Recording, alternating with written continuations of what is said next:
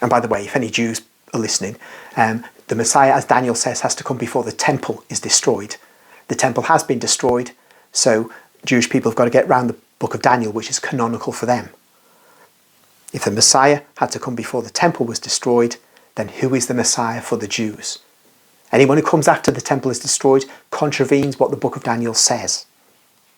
But that's a conundrum for rabbinic Jews, not for the Catholics who are inheritors of the Jewish religion. Anyway, I've gone on some excursions here. Mary has said 30 years from now is a long time. She wants to pray to make the Messiah come sooner.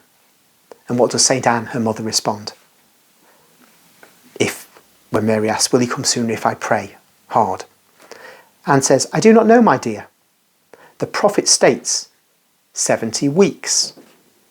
I do not think a prophecy can be wrong, but the Lord is so good.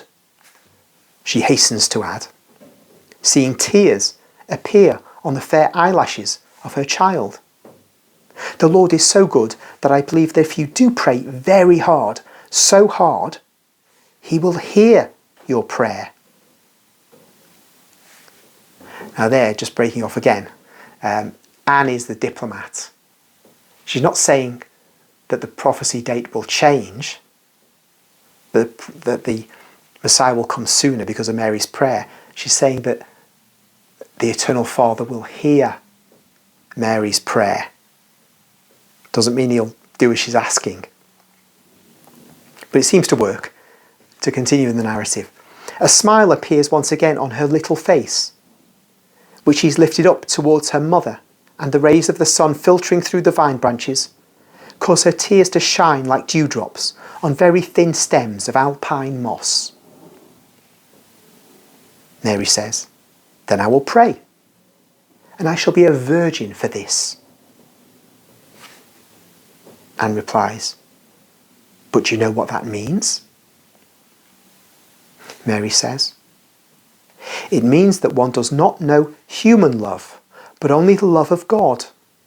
It means that one has no other thought but for the Lord. It means to remain children in the flesh and angels in the heart.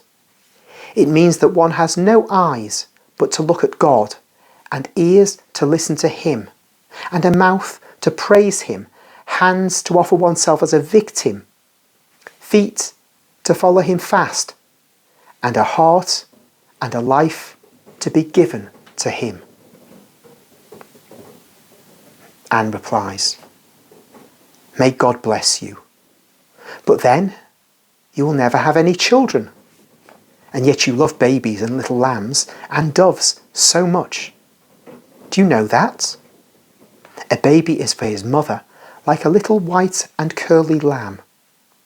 He is like a little dove with silk feathers and coral mouth, to be loved and kissed and heard say, Mummy. Mary replies, it does not matter. I shall belong to God.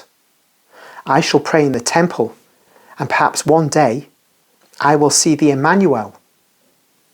The virgin who is to be his mother must be already born, as the great prophet says. And she is in the temple. I'll just pause the narrative there for a moment. The virgin who is to be his mother, says little Mary.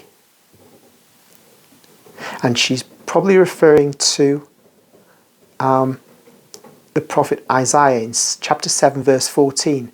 Behold, a virgin shall conceive, and she will bear a son, and his name shall be called Emmanuel. So again, we have the proper interpretation according to Catholic teaching and according to conservative biblical scholarship.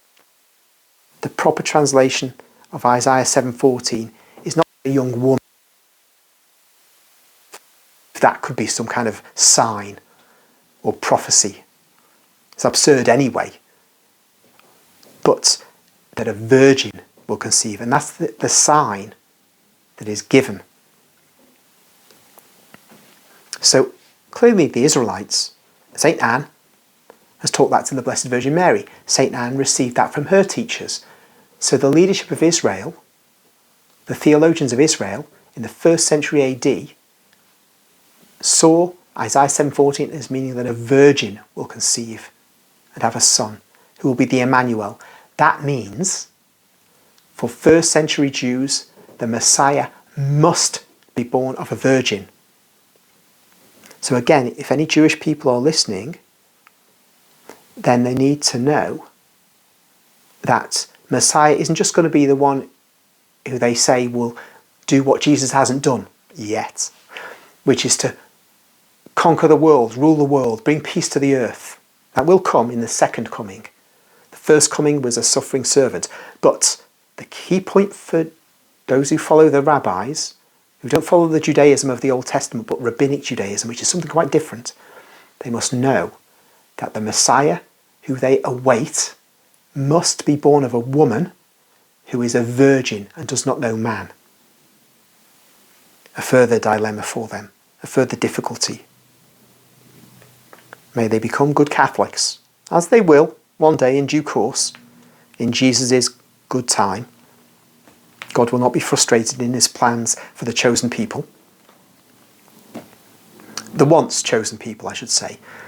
The Catholic Church is the new Israel, but the Jews, as St. Paul tells us in Romans, will be brought in. And will be one church where Rome and Jerusalem are united, as Jesus explicitly says elsewhere. But that's when I come on to do videos about the end times. And from Jesus' statements, it looks like they're not far off. But that's for another day.